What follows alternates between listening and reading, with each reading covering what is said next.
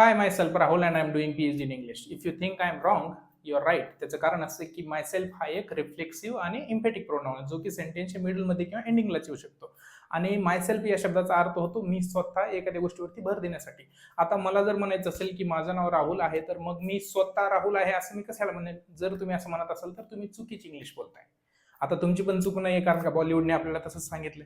बॉलिवूडमध्ये जास्तीत जास्त जे ऍक्टर्स असतात, जास्तीत जास्त जे सुपरस्टार असायचे, जास्तीत जास्त जे हिरो असायचे, ते काय करायचे? Hello my self so and so असं सांगायचं. त्याच्यामुळे आपल्याला पण काय वाटायचं की माय सेल्फ म्हणजेच इंट्रोड्यूस करत असताना आपण हा शब्द वापरू शकतो, परंतु हा शब्द आपण वापरू शकत नाही.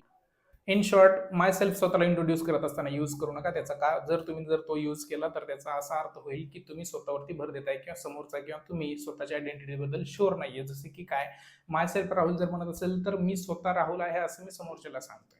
So please don't use myself when you are introducing your self.